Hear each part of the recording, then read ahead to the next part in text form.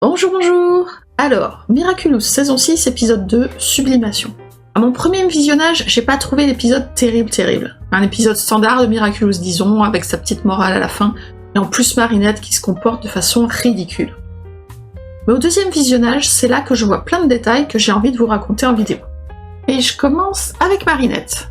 Pourquoi est-ce qu'elle récupère d'un coup tous ces travers de maniaque du contrôle et de stalkeuse qu'elle avait dans les premières saisons, alors qu'elle était censée avoir mûri? En fait, il y a une explication à cette régression, mais elle est dans un épisode diffusé après, mais dont l'histoire a lieu avant. Enfin, vous me suivez. La première moitié de l'épisode a une mise en scène cartoonesque, Marinette qui fait n'importe quoi, dans un contraste absurde avec Sublime, un nouveau personnage, montré comme une princesse Disney parfaite.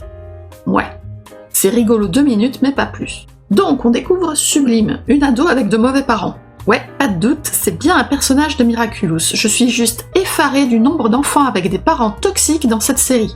Dans cette série pour enfants. Pour en revenir aux parents de Sublime, bon déjà ils ont appelé leur enfant Sublime, ça indique d'entrée les attentes irréalistes qu'ils projettent sur elle. Sa mère est ultra exigeante et essaye de toute évidence de se réaliser à travers sa fille. Son père est beaucoup plus affectueux, mais il est complètement écrasé par son ex-femme. On dirait que c'est une sorte d'inventeur qui a mis au point les prothèses de sa fille. C'est exactement la situation du personnage d'Amity dans The Owl House. D'ailleurs, c'est trop bien The Owl House, il faut regarder. Avec tout ça, je trouve qu'il y a un soin particulier apporté au personnage de Sublime, tant en termes de design que de background. Donc je suppose qu'elle va devenir un personnage secondaire important. Le truc, c'est que les personnages importants portent un Miraculous, et là, il n'y en a plus de disponible. Alors je n'ai aucune idée d'où ils vont mener ce personnage. À suivre. Nous suivrons ta carrière avec le plus grand intérêt. Et c'est le moment de ressortir la to-do list. Comment vont-ils développer le personnage de Sublime?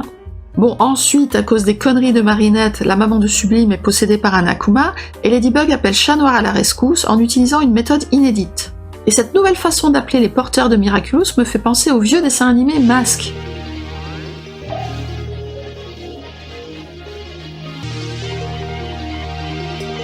Non, pas vous? Y'a que moi alors. Bon, c'est parce que j'ai des références de vieux. S'ensuit la baston, à la fin tout rentre dans l'ordre, mais personne ne se doute que quelqu'un a discrètement observé toute la scène. On l'aperçoit qui quitte le stade. Mais on dirait bien que c'est un homme, on s'attendrait plutôt à ce que ce soit Lila. Je n'ai aucun doute sur le fait qu'une maîtresse du déguisement comme elle peut se déguiser en n'importe qui. Mais est-ce qu'elle aurait pu accumatiser un type random pour qu'il aille surveiller à sa place, et note tout ça dans un carnet et lui ramène après? Ça expliquera en partie ces 12 000 carnets. Ah mais non, elle doit pas pouvoir créer 2 Akuma en même temps, donc ça colle pas. D'ailleurs, un truc que j'ai oublié la dernière fois. On sait que Lila s'est inscrite à la nouvelle école à la fin de la saison 5, mais sous quelle identité? Elle est forcément juste sous notre nez, mais de manière à ce qu'on ne la reconnaisse pas.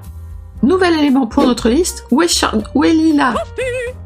Et la scène de fin. Ah, je crois que c'est toujours dans la scène de fin qu'ils vont mettre les détails les plus croustillants. On voit Madame Tsurugi qui devient le sponsor de Sublime, et la scène se finit sur son sourire inquiétant. Ok, mais j'ai du mal à comprendre. 1, ça nous montre qu'elle est toujours méchante à manigancer des trucs, ça d'accord, ce n'est pas une surprise. De 2, en quoi devenir le sponsor d'une jeune para-athlète prometteuse peut-il servir je ne sais quel plan machiavélique? Je piche pas du tout où ça va mener.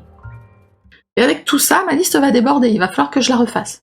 Et voilà, j'avais encore plus de choses à dire que sur l'épisode précédent. Je m'inquiète moi-même à me passionner comme ça pour un dessin animé pour enfants. Enfin, on se refait pas. Allez, bisous les gens et à la prochaine.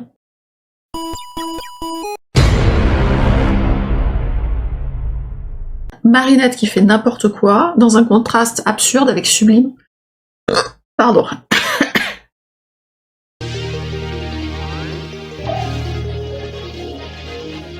Adrien Agreste, spécialiste en blagues et en destruction, nom de code, Chat Noir.